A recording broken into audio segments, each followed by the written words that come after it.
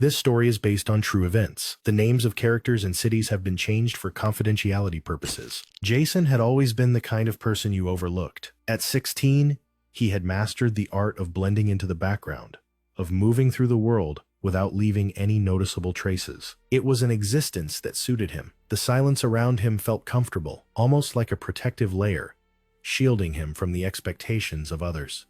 At home, his parents were both present and absent at once, their lives wrapped up in their own struggles, too busy to notice the quiet boy who spent most of his time retreating into his own world.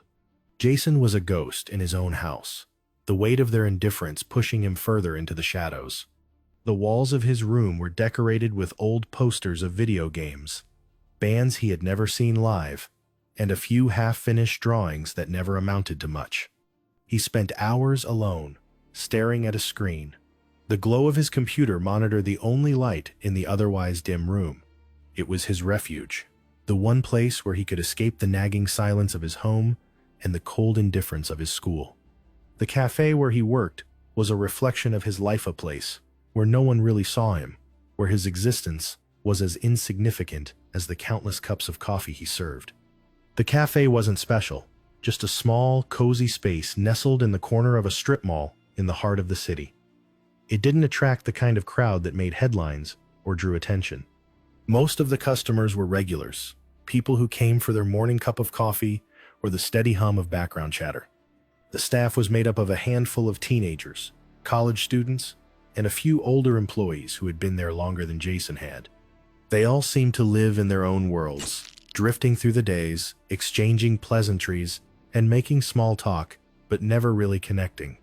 Jason fit right in with them. He was part of the backdrop, like the worn-out furniture, the chipped coffee mugs, or the soft jazz music that played in the background. He didn't stand out, and he didn't want to. He kept his head down, did his job, and made himself as invisible as possible. Yet, no matter how hard he tried to fade into the background, something inside him was slowly starting to shift.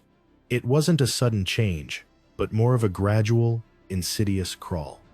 He felt it in the way his shoulders hunched further each day, as if the weight of the world was pressing him down, bit by bit. He had learned early on that people didn't care. He had learned that no one was interested in the quiet kid behind the counter. It was easier that way. Easier to be forgotten, easier to fade into the anonymity of the cafe floor, where he could serve drinks, wipe down tables, and disappear into the haze of morning customers and their idle chatter. But with every shift, something in him began to stir. It started as a small ember, a thought that flickered in his mind when he overheard a conversation. A customer laughing about some minor inconvenience in their life, their voice carrying through the air as they made light of something that, to Jason, seemed so trivial. The sound grated against his nerves, the thought that their happiness was so effortless, so easy, while he stood there in the shadows, just another faceless figure in the crowd. His fingers, gripping the coffee pot, tightened just a little. The frustration didn't come from a place of jealousy. Not exactly. It was more of a gnawing feeling, like the world was moving on without him, leaving him behind in a place he couldn't quite reach. The baristas talked about their plans for college, the way they dreamed of traveling, meeting new people, and forging their own futures.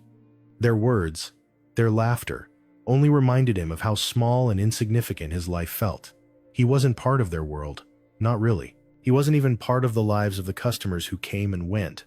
He was a servant, someone to be seen, only when necessary. He began to notice the small things, the way customers hardly acknowledged him when they made requests, the way their eyes glossed over him like he was just part of the furniture. It was as though they didn't even notice that he was a person. To them, he was just a disposable cog in the machine of their daily routine. Jason had never been the type to lash out, never the type to make waves. But deep down, there was an undercurrent of something darker, something that had been building over the years, something he had no words for. It wasn't just the isolation, though that was certainly part of it. It was the way he had been conditioned to accept his place in the world, a place where he was nothing more than a background character. It was the way people treated him as if he didn't matter. His parents, his classmates, the customers at the cafe, none of them cared about the quiet boy, who slipped by unnoticed. There were days when he would stare into the reflection of the coffee machine, watching the steam rise, the subtle hiss of the espresso filling the air. He would trace the lines of his face in the stainless steel, as if looking for something that wasn't there. His pale, tired eyes stared back at him, empty and distant. Sometimes, he would think to himself, what would it be like to be seen? What would it feel like to matter, even for a moment?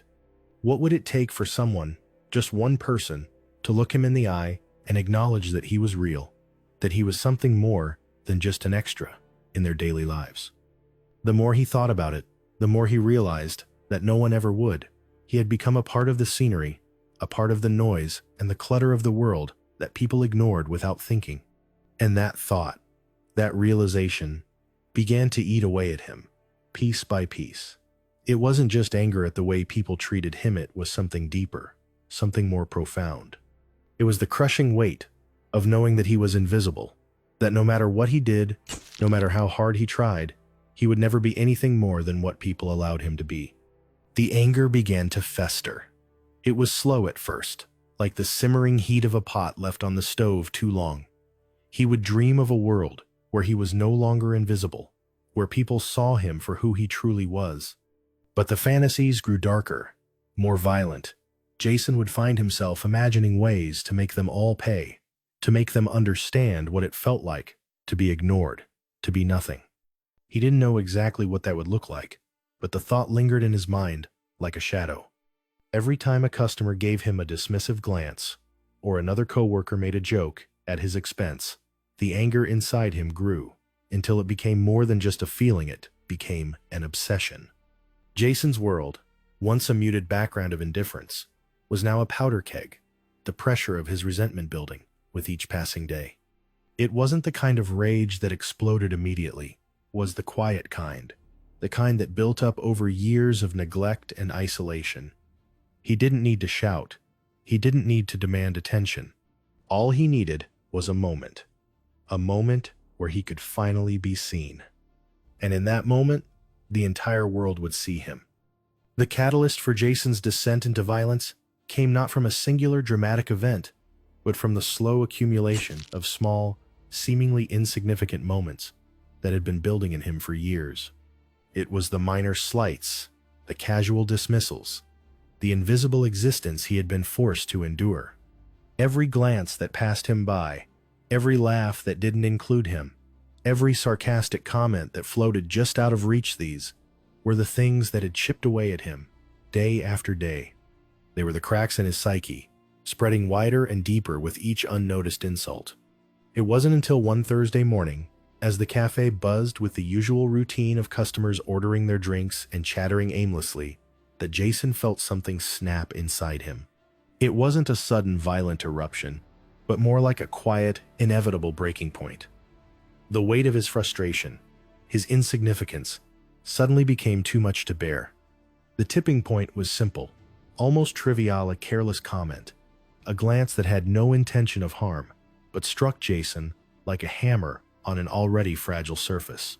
A group of college students had come in for their morning coffee, their laughter filling the air with an obnoxious confidence. Jason had seen them before, always with their own circles of friends, always loud, always at the center of attention.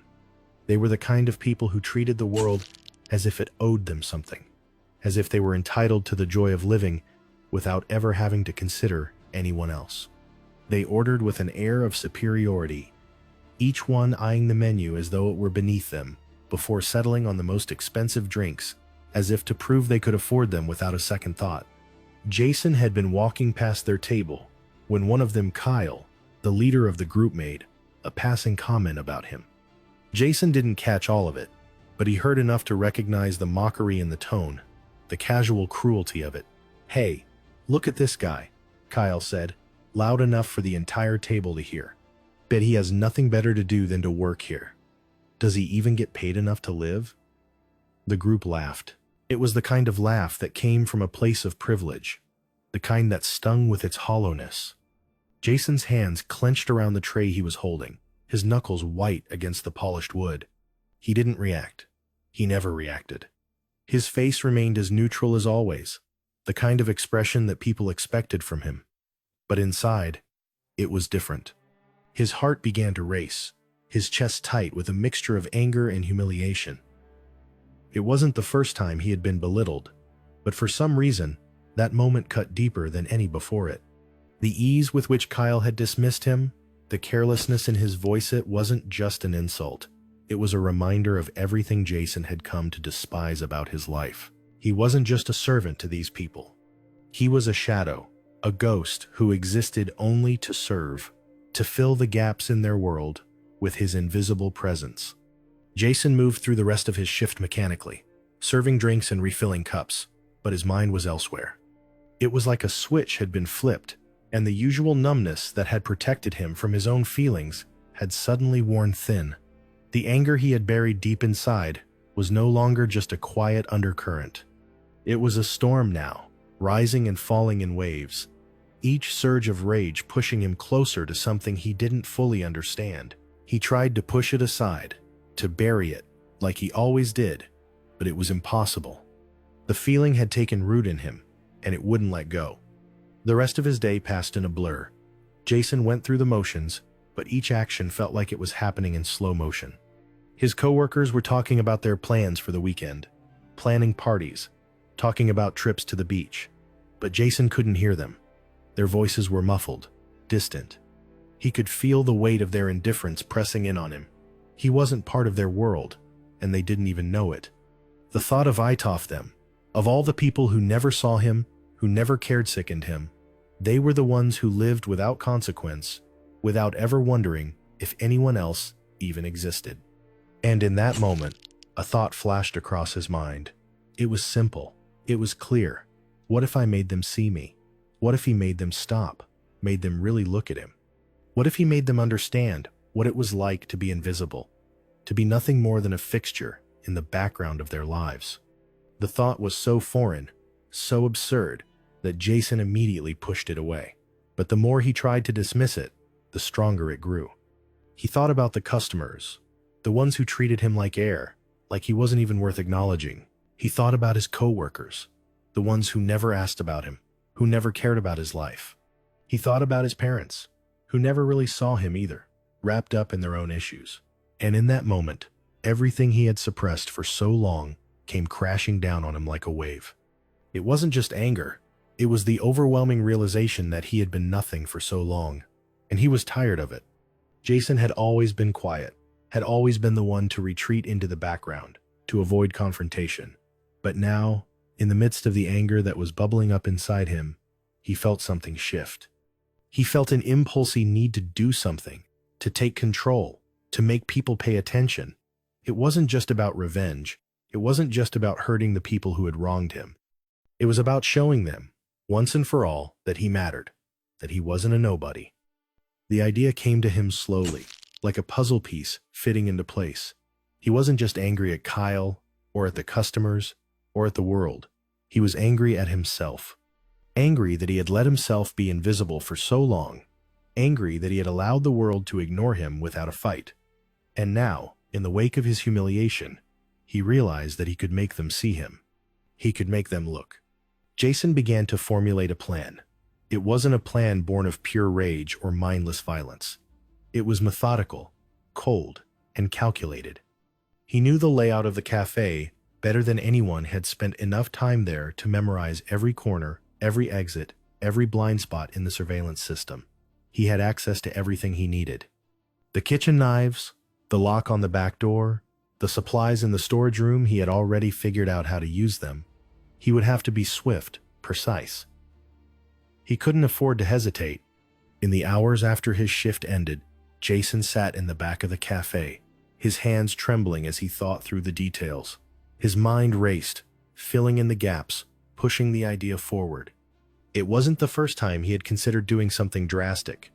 There had always been a part of him that wondered what it would feel like, what it would be like, to strike back at the world that had treated him so cruelly. But this was different. This wasn't just a fantasy. This was real. This was his moment. The catalyst had been small, almost inconsequential. But in that moment, Jason saw the truth of Ithau, easily a small spark could ignite a flame, how the smallest insult could be the trigger for something much larger. The pressure inside him had built for years, and now it was ready to burst.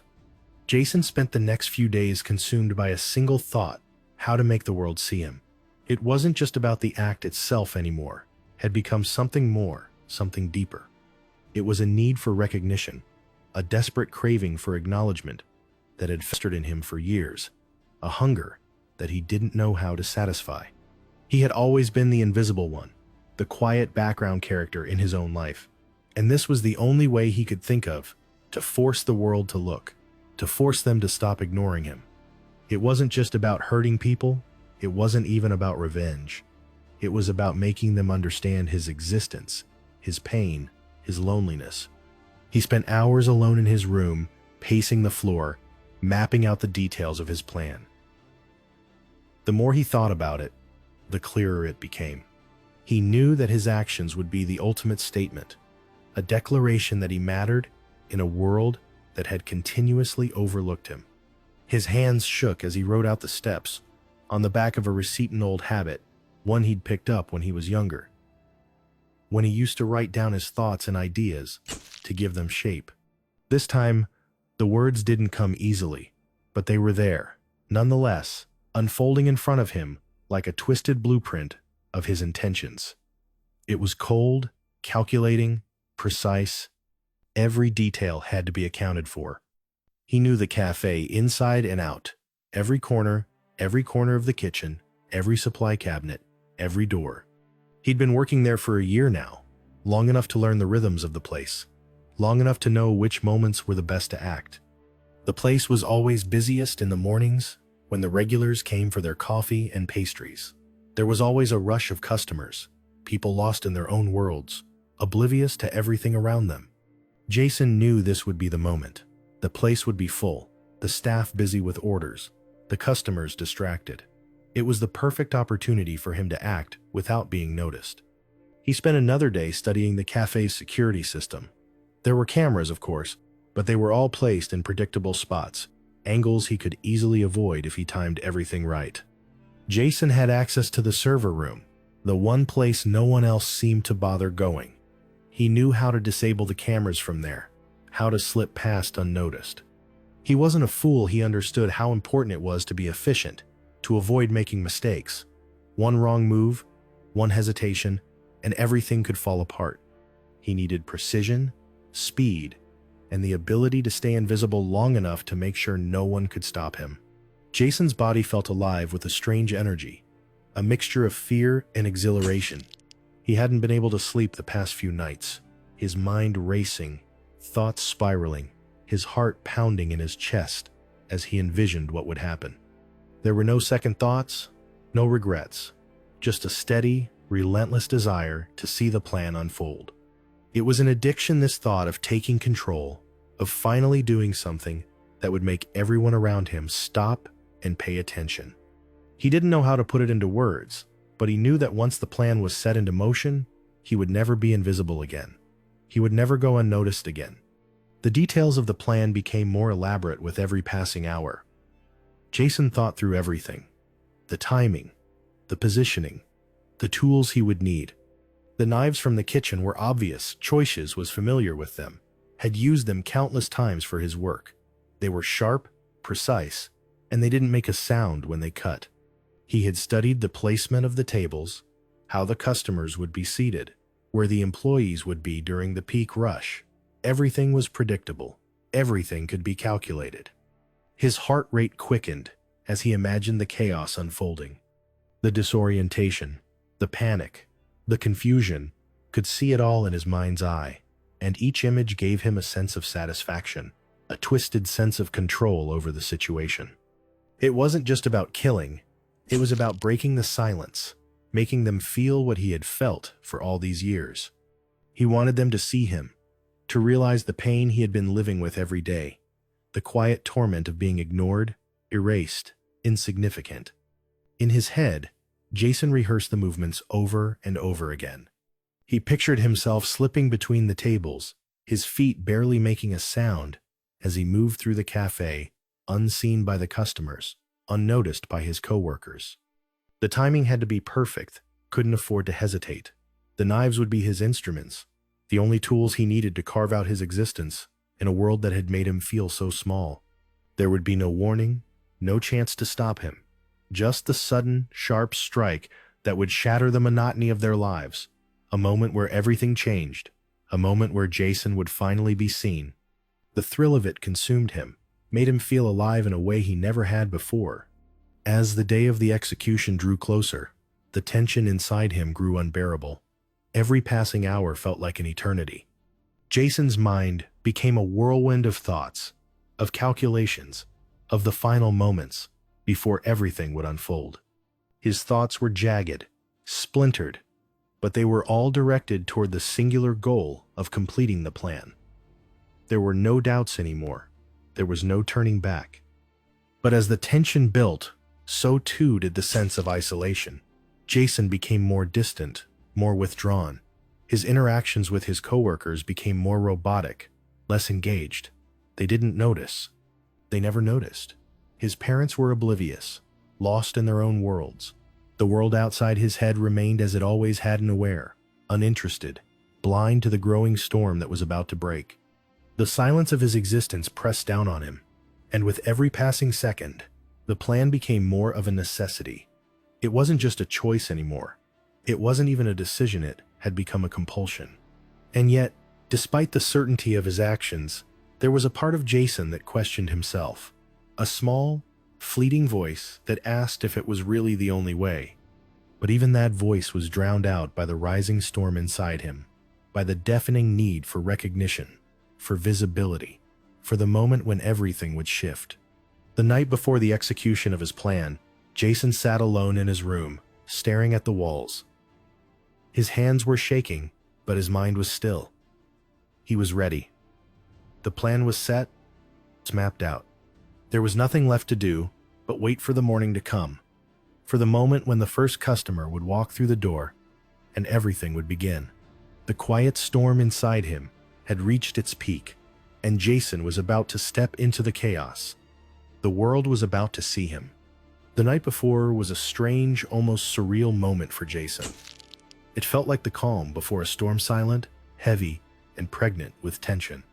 In his mind, the plan was complete. Every detail set, every move rehearsed. He had prepared for this moment for weeks, and now that it was here, everything should have felt clear, certain, final. But instead, it was almost as if the world had slowed down to a crawl, leaving him alone with his thoughts, his doubts, and his anticipation. The noise of his own mind was louder than ever, a chaotic mix of fear and exhilaration. Jason sat on the edge of his bed, staring out the window into the darkened streets of the city. His room was still, the only sound the soft hum of the refrigerator downstairs, the occasional creak of the house settling. It was late, nearly midnight, but Jason wasn't tired. Sleep seemed like a distant memory. His body was exhausted from the weeks of tension, but his mind was wired, buzzing with a strange kind of clarity. His pulse was steady, his breathing slow, but underneath, there was a current of something deeper, something more visceral. The plan was set. The next day would be the end of everything, as he knew it, and yet, sitting there in the silence, it all felt so unreal, so far removed from the cold logic he had built around it. He glanced at the clock. It would be hours before he needed to wake up and head to the cafe for his shift, but sleep was elusive. Every time he closed his eyes, images of what would come the next morning flashed in his mind. The faces of the customers, the hum of conversation, the clatter of silverware. It all seemed so distant, as if he were already standing on the other side of it, watching from some faraway place. His hands were cold, his fingers stiff as he gripped the edge of the mattress, his nails digging into the fabric. He tried to calm himself, to slow the rising tide of anxiety that had started to build in his chest. But no matter how much he tried to breathe through it, the sense of something monumental hanging over him only grew. The quiet of the house was oppressive. The walls seemed to close in on him as the minutes ticked by. He could hear the faint sounds of his parents' voices downstairs, muffled by the floorboards, a constant reminder of the lives going on around him, lives that had nothing to do with his own. They had no idea what he was about to do.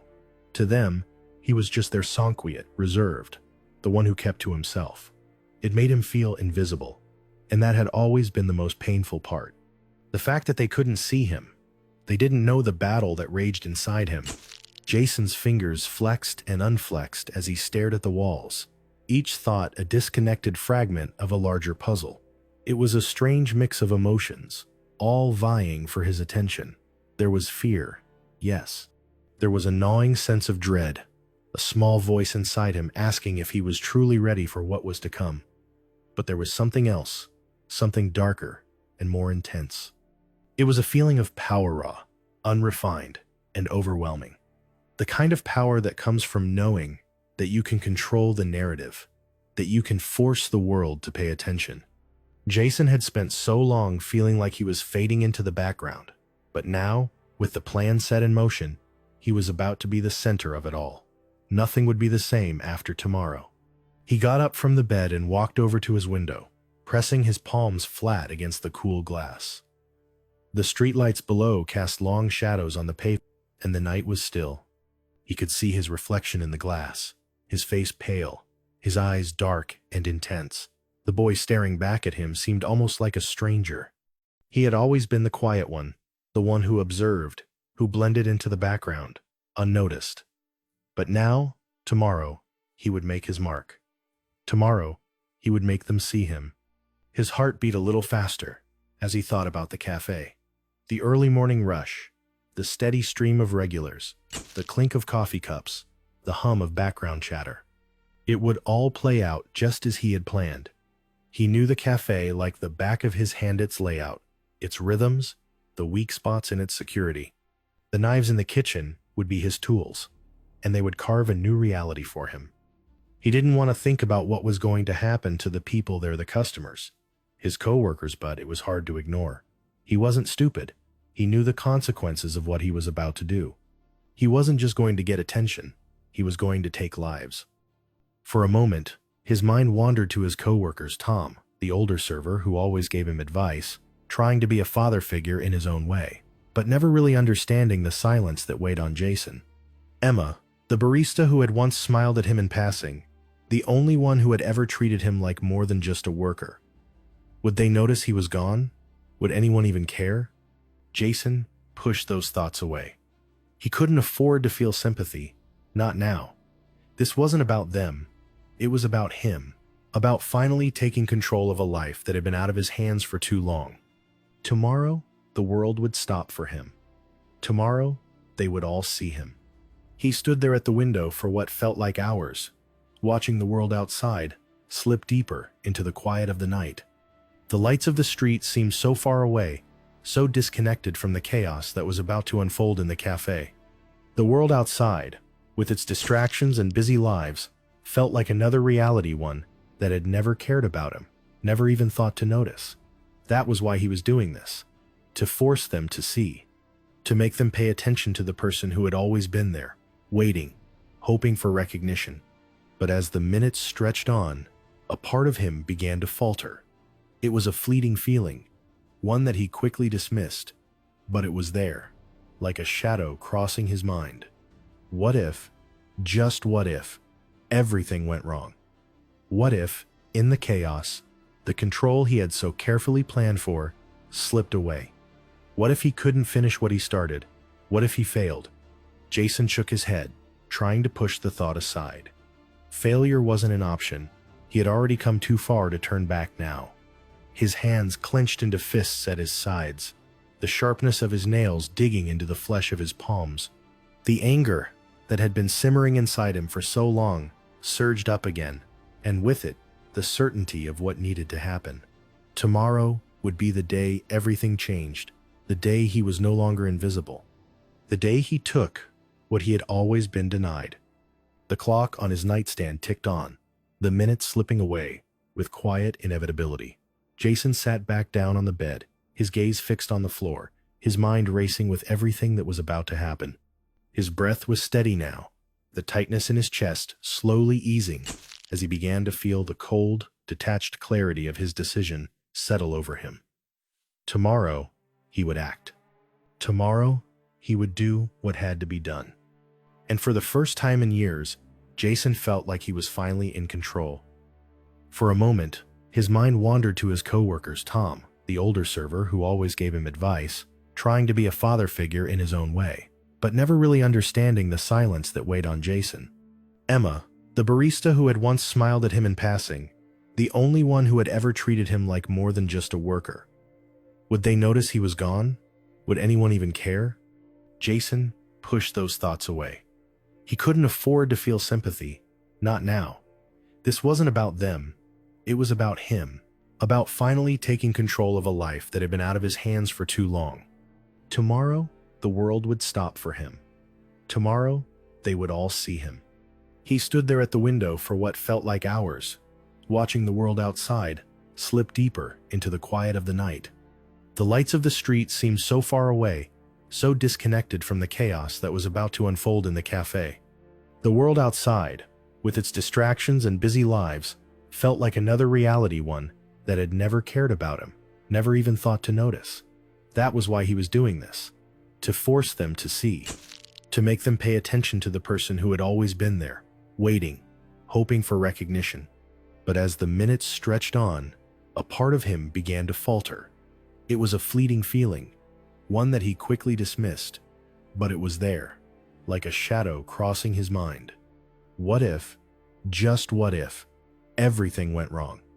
What if, in the chaos, the control he had so carefully planned for slipped away?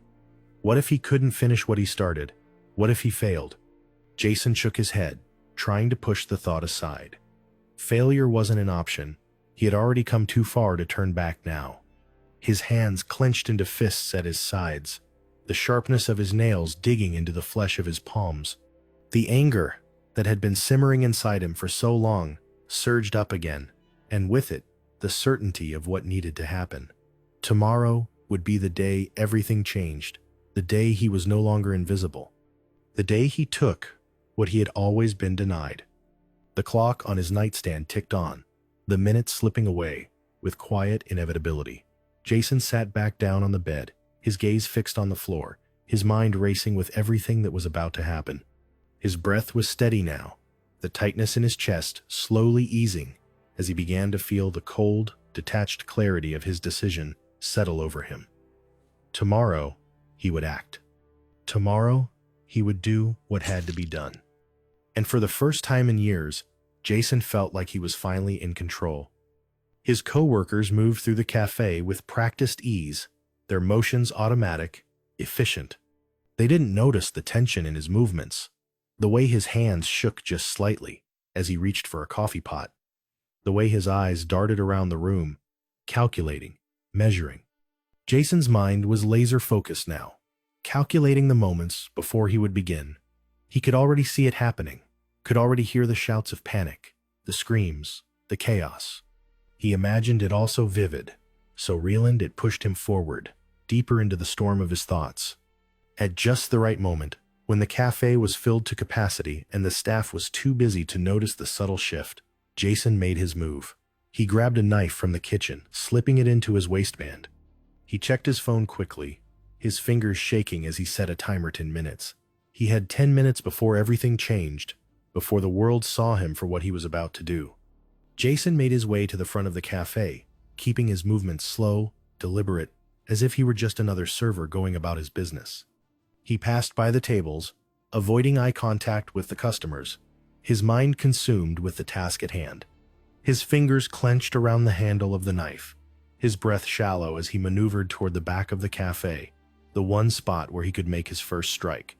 The moment came faster than he anticipated, but it felt inevitable, like a natural progression of events. His body moved without thinking, driven by the plan he had so carefully constructed in his mind. He slipped behind one of the booths, then another, watching the room as it bustled around him, unaware of what was about to unfold. His eyes scanned the faces, those who were talking, those who were lost in their phones, those who were too busy to notice the dark shadow moving through their midst. And then, just like that, it started. The first strike was quick, clean, There was no hesitation. Jason barely registered the shock, the confusion. The knife cut through the air, and then it was done. The chaos began. The second strike came only moments later, then the third and the fourth. It all blurred together in a wave of noise, of screams, of frantic movements. The world around him seemed to fracture, splintering into pieces as the customers and staff scrambled to understand what was happening. But it was too late. Jason was already lost in the tide of it, his actions moving like a machine, each step calculated, precise. The cafe, once a place of routine and calm, became a battleground. The sounds of chaos, of panicked footsteps, and cries for help filled the air. Jason's mind was cold, detached from it all. It was happening now. The plan was in motion, and there was no turning back. His movements were swift, unrelenting, as he carried out the execution with terrifying precision. The chaos unfolded in a wave, one moment blending into the next, and Jason was at the center of it all, moving between tables, making sure everything went according to plan. It was over in less than 10 minutes. The cafe was silent now, save for the occasional gasp or cry from someone still struggling to survive. Jason stood in the middle of it all, his breath steady, his hands shaking only slightly from the adrenaline. He took a moment to survey the scene, the aftermath of his carefully laid plan. It was exactly as he had imagined, only darker, more intense. The thrill of it, the rush of control, filled him completely. But in that moment, as the world around him descended into chaos, Jason felt something he hadn't expected. A flicker of doubt, a brief recognition that he had crossed a line he couldn't uncross. It passed quickly, overshadowed by the overwhelming surge of triumph and finality that followed. Tomorrow, the world would know him, the world would see him. He was finally visible. The aftermath was swift, relentless, and inescapable. News spread like wildfire, seeping into every corner of the city and beyond, until the name of the cafe was whispered in shock and disbelief across every platform. Television screens blared with breaking reports, the horrifying images from the crime scene plastered across every channel. Social media buzzed with a sickening mix of speculation, outrage, and disbelief. Jason's face, so familiar in the ordinary, had become the face of pure terror. The public was consumed with questions. Why? How? How could someone so young, so invisible in the eyes of the world, commit such an unimaginable act? His motives became the subject of countless debates. Some whispered of a troubled childhood, others speculated about the pressures of living in the digital age, the constant need for attention. But no one truly understood. No one could comprehend the depth of Jason's descent. The world reacted with a mixture of fear and fascination. News outlets clamored to cover the story, while online forums exploded with theories. Vigilante justice and calls for harsher laws began to flood the internet. Meanwhile, survivors and families mourned. Jason had not just taken lives. He had shattered a community, turning their once safe place into a nightmare. The world was watching, but Jason had already disappeared from the world he had once inhabited.